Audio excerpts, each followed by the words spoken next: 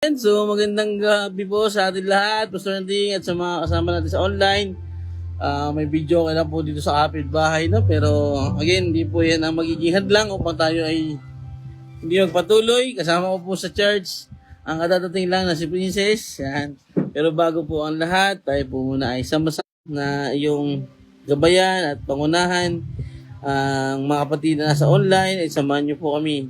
Buksan na aming puso't isipan na maunawaan ang napakahalagang pag-aaral nito at maunawaan ito at maipamuhay at mapagbigay ng kapurihan at karangalan sa iyo. In Jesus' name, Amen.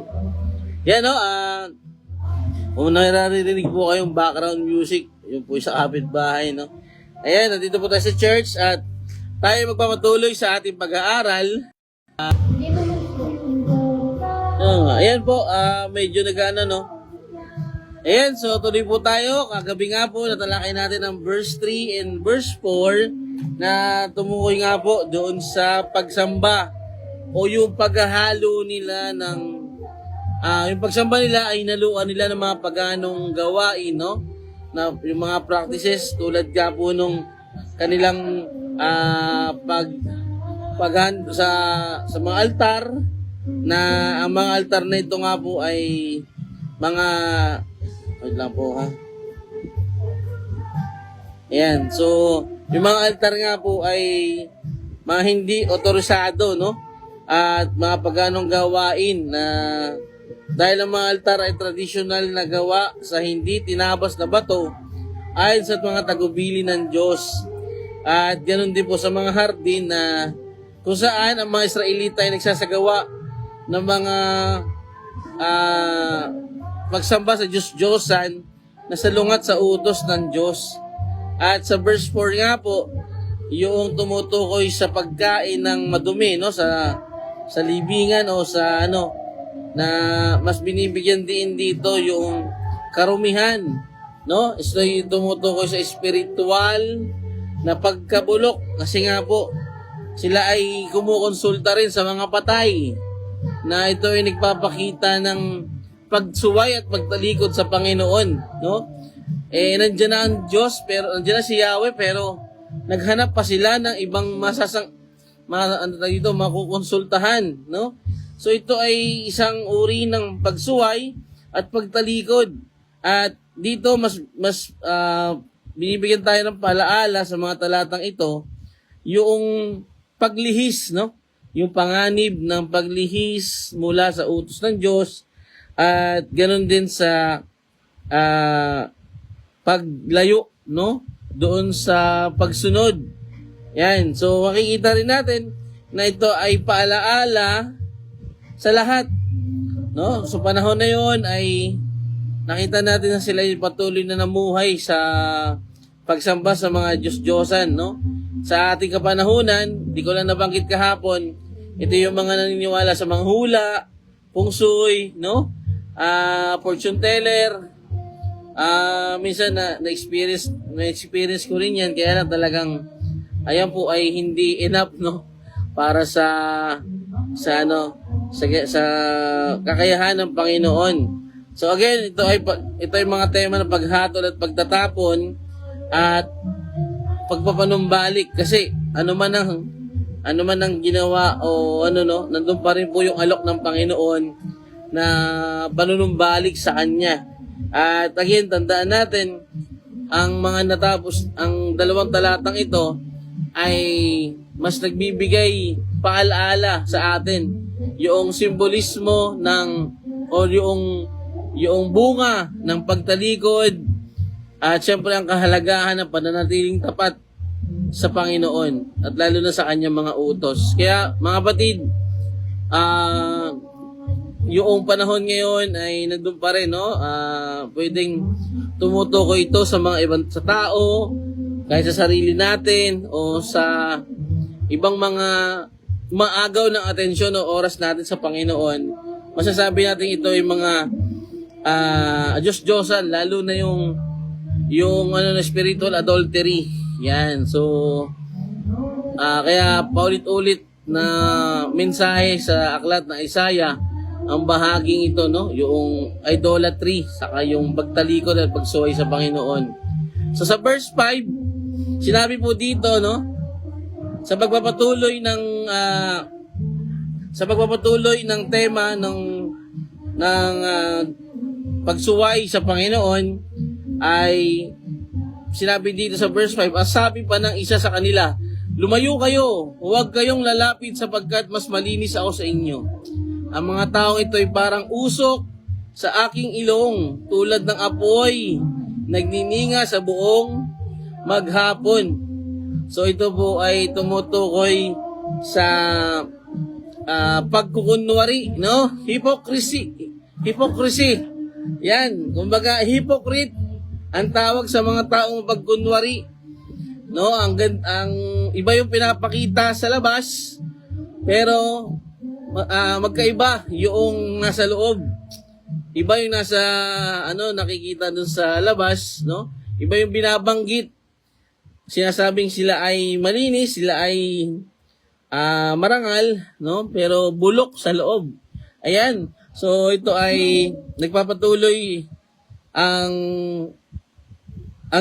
nagpatuloy ang Diyos sa paglarawan ng pagsuway ng Israel. So ginalit nila siya sa pamagitan ng pagsamba sa Diyos-Diyosan na natalakay natin kagabi. Nakibahagi sila sa mga seremonya ng mga pagano at kumain ng mga pagkaing pinagbabawal sa kautusan. At dito rin, no, kumilos sila ng mas banal kaysa sa iyo, na sinasabing lumayo kayo sa iyong sarili. Makikita rin natin dito, no, may pagka superiority or something na mapagmataas na inihahayag sa talatang ito. Ito nga po yung pagkukunwari at kayabangan ng ilang individual. Yan. So itinuturing itong pagmamataas sa moral at spiritual na aspeto kaysa sa iba, no? Sinasabi nila na kami ay malinis na or righteousness. Yan. Yan, medyo makatay lang po ilalamunan natin, no? Yan, meron silang sariling papagpatuwid na sa loobin, no? Nakabatay sila sa kanilang ginagawa, sa kanilang pag-aayuno, sa kanilang pagsamba, na inilalayo nila ang kanilang mga sarili sa iba, no? Sinasabi nilang kami ay namumuhay ng na may sunod sa batas, sa law, no? Pero nakita natin yung pag-uugali nila ay kasalungat nung kanilang pinapakita. At dito direktang sinasalungat sa pagnanais ng Diyos para sa kapakumbabaan. No, taliwas po. Kasi nga dito mga taong ito ay nagmamalaki. Sino ba 'tong mga 'to? Siyempre, yung sikat na sa panahon ng Bagong Tipan, no, ang mga Pariseo at Skriba ay madalas na sila yung inilalarawan dito, no? Sila yung maselan sa kanilang pagsunod sa batas, ngunit madalas na nakaligtaan ang diwa sa likod nito. Ibig sabihin, hindi na ipapamuhay. At madalas, no, nabasa rin natin sa Mateo 23 na madalas silang sinaway ng Panginoong Hesus dahil sa kanilang pagpapaimbabaw, no? At sinabihan nga sila doon na sa aba ninyo, mga Eskriba at mga Pariseo, kayong mga mapagkunwari, kayo'y parang mga libingang puti, pinaputi, na maganda sa labas, ngunit sa loob ay puno ng mga buto ng mga patay at lahat ng uri ng karumihan. So ito ay tumutukoy sa kanilang labas na kaayusan, no? Subalit bulok yung kalooban. So dito makikita natin na naglalarawan ito sa pagmamalaki nila, na sila ay mas higit sa iba, mas higit o mas banal, or sabihin natin mas sumusunod sila, no? Kaya sayang talaga sayang talaga yung ganitong karakter, no, na instead ng humility ang makita sa kanila ay pagmamalaki. Tulad na lang po nung yung sa Pariseo saka sa maniningil ng buwis, no? Nagdasal yung Pariseo na, salamat Panginoon dahil hindi ako tulad ng maniningil ng buwis, no? Itinataas yung kanilang yung kanyang sarili, self-righteous.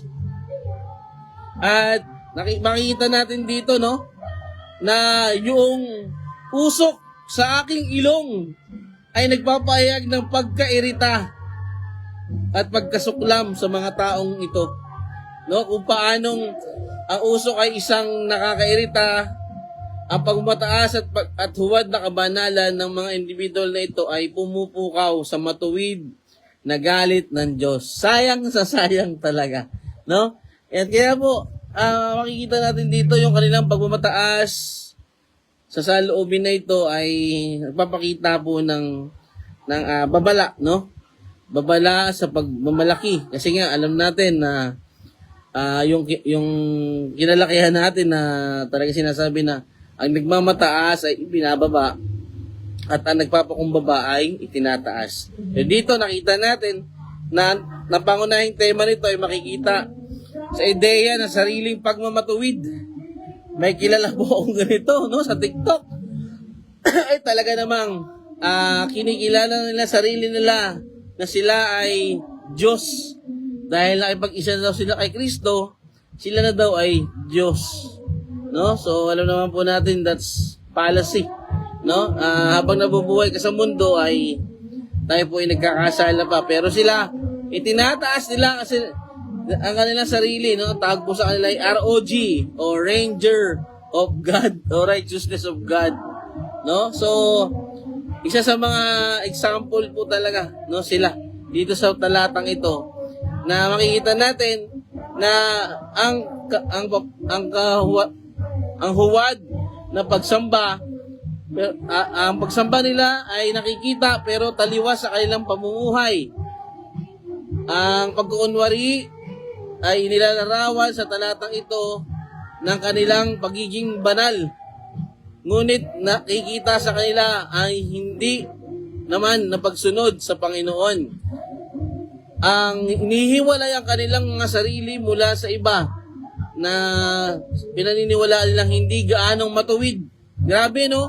Yung discrimination na binibigay nila sa mga tao. Nakala mo, mas higher level sila. At dito natin makikita yung kanilang pagmamalaki. Yan. So ang pag-uugaling ito ay kinokondena dahil sumasalungat ito sa pangunahing prinsipyo ng pagpapakumbaba. Alam naman natin, ang Panginoong Hesus, ang pinaka nakita natin karakter sa Kanya, yung humility. Yung humility na hindi nakikita sa mga taong ito, na makikita nating taliwas, no, doon sa karakter ng Panginoon. So paano ka nga naman magiging righteous kung ikaw mismo ay hindi ka nagiging totoo sa sarili mo? Yan, so makikita rin dito ang pagmamahal at habag na matatagpuan sa maraming turo ng Panginoon. Ang kadalasang problema ng tao ngayon, no, nagkaroon lang ng kaalaman, nagkaroon lang ng verse na nakabisado, ay kung makapagsalita na sa kapwa mananampalataya, ay daig pa nito yung nagtuturo, no? Imbis na makapagdala ng kaluluwa o ng makapagsama ng mga may aakay o dadalhin sa Panginoon, ay ang nangyayari, sila yung nagiging dahilan kung bakit ito natitisod, no? Kaya po, yan ang problema ng tao ngayon.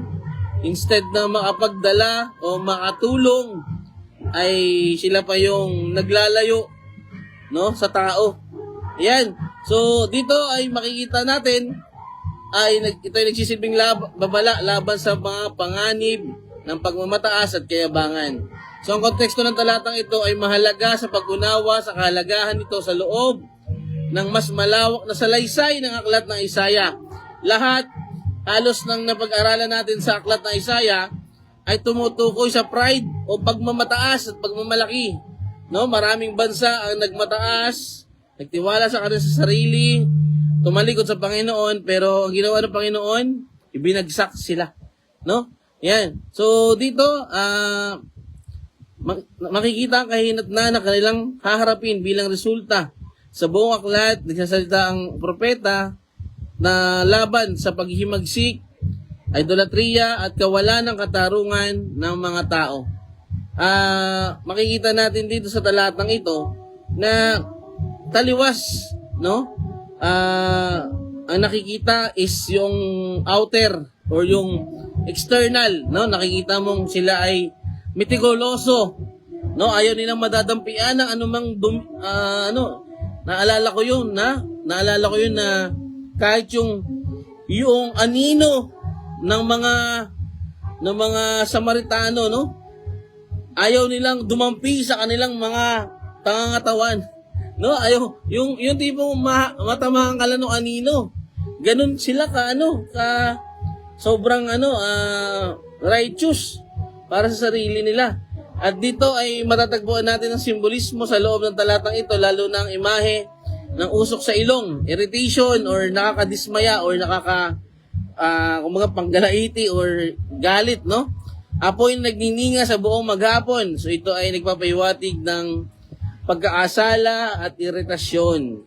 So sa talatang ito makikita natin yung sa mga implikasyon sa teolohiya, yung pagka-disgusto o yung hindi natutuwa ang Diyos sa kanilang pagmamalaki o kapalaluan.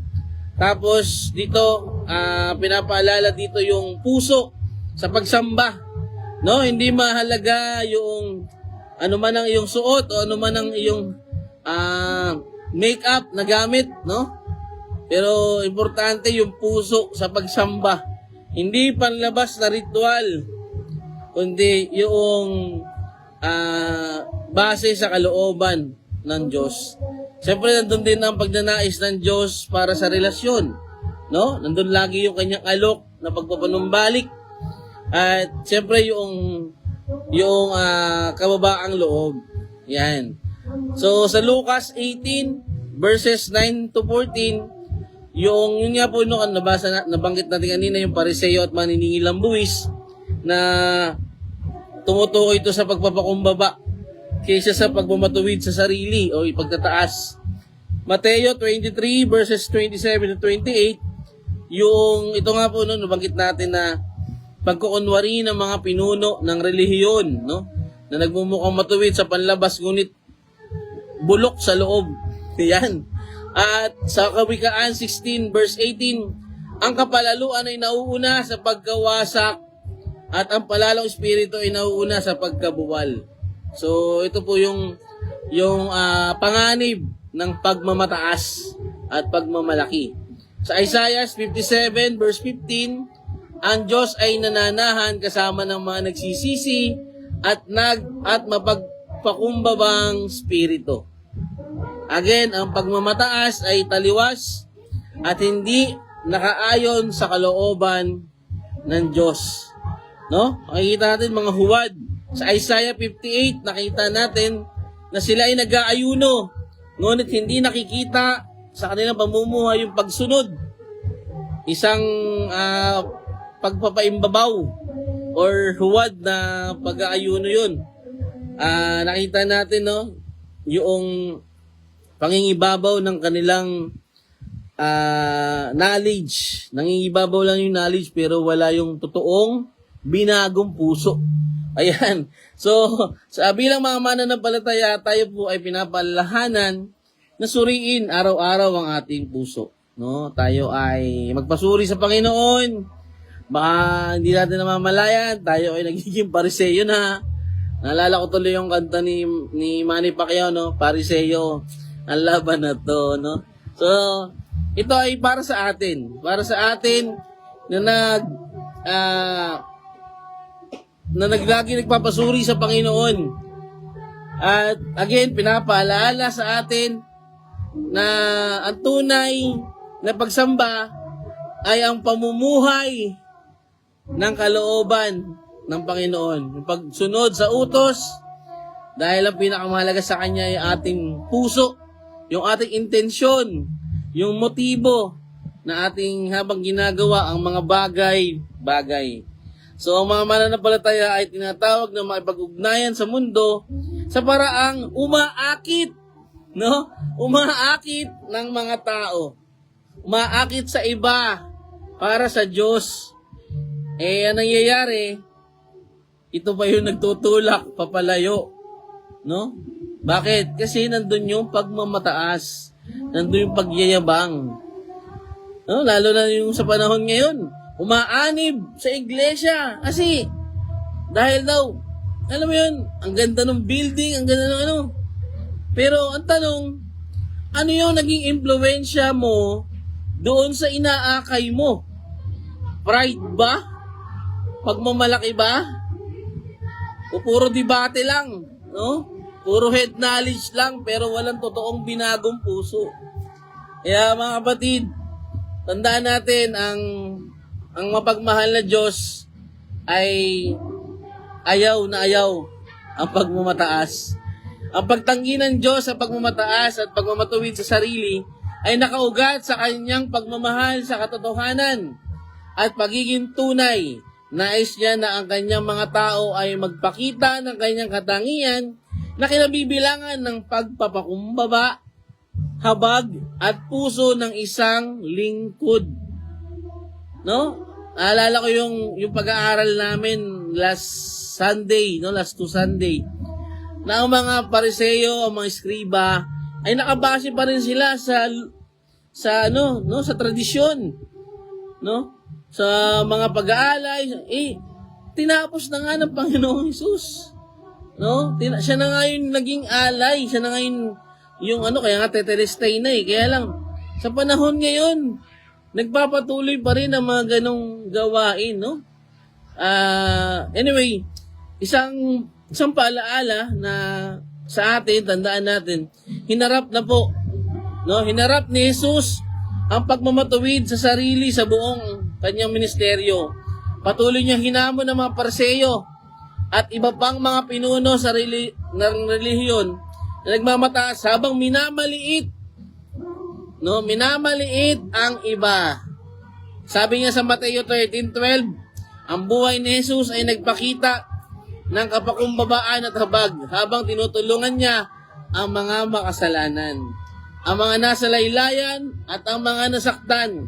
Nandito siya hindi para sa mga matutuwid o sa mga nagmalinis. Nandito siya para sa mga makasalanan. No? Yan. So, sa pamamagitan ng kanyang kamatayan at muling pagkabuhay, nagbigay si Jesus ng paraan para sa lahat ng tao, hindi lamang sa mga piling tao sa relihiyon, na magkaroon ng relasyon sa Diyos. Ang kanyang sakripisyo ang naging nag-ayos ng lahat, no? Ang nagpantay sa larangan na nagpakita ng walang sino man ang likas na banal, siya lamang.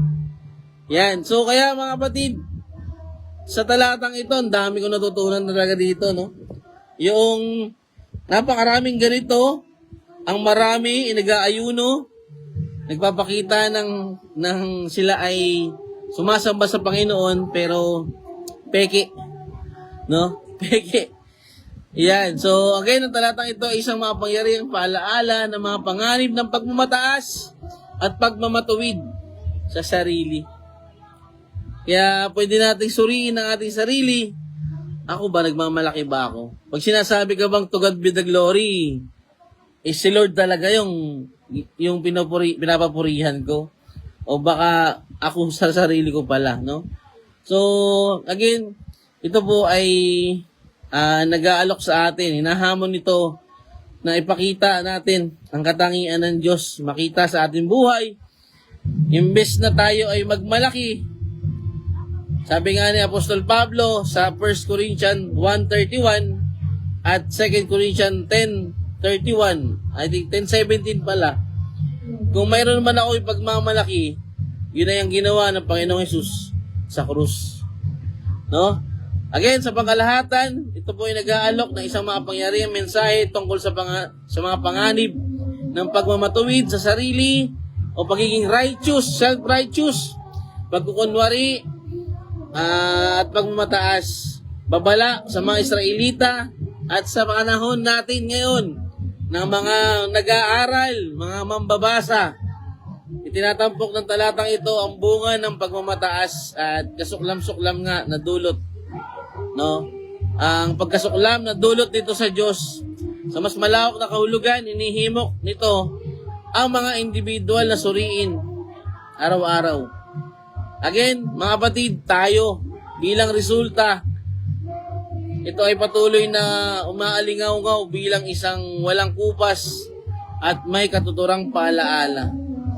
Again, ito ay kinalakihan kong quotation, no?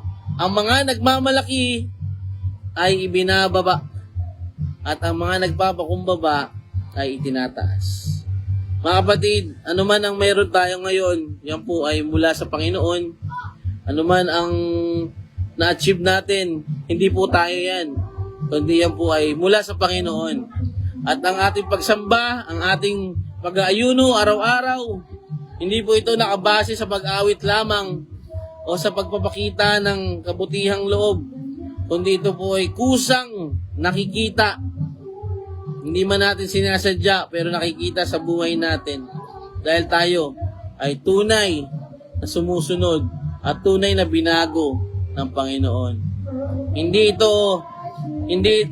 tayo ay araw-araw binabago, hindi binabago mo ang sarili mo. Hindi po. Okay, so yan po mga kapatid. Kung may natutunan man ako sa buong buhay ko, ayun ang pananatiling mababa. Less of me, more of Him. Yan, no? Ano man na natututunan ko ay patuloy ko pinagpapasalamat sa Diyos at tinataas ko po ito sa Kanya at binabahagi rin sa iba. So yun po mga kapatid, instead na maging tayo ay makatisod, tayo po yung maging way para mailapit natin yung mga kapatid natin sa Panginoon. So yun po, wag po tayo maging tulad ng mga Pariseo na nagmamataas, nagmamalinis.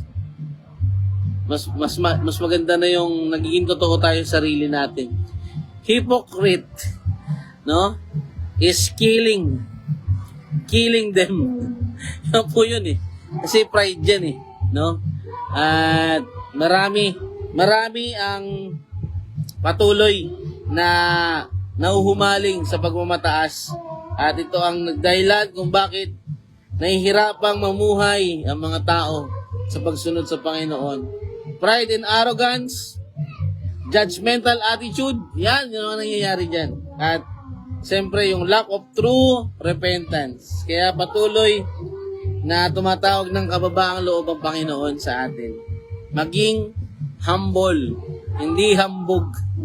Yan po mga kapatid, dyan po muna natin tinatapos ang ating pag-aaral. Napakagandang talakayan na tumutukoy sa pagiging righteous. Self-righteous. Again, ang pagiging self-righteous ay ang Diyos ang itinataas, hindi ang ating sarili. Dapat hindi self-righteous, no? Yan. So, yun po mga kapatid, tayo po ay sama-samang manalangin habang ako may background pa. Yan. Panginoon, maraming salamat po sa gabing ito, sa talakayan na binigay mo. Ang pagsamba namin sa iyo, Panginoon, na may kababaang loob ay ito ay nakikita mo sa amin, Panginoon, sa aming puso at hindi sa pagkunwari o mapag-imbabaw na gawain.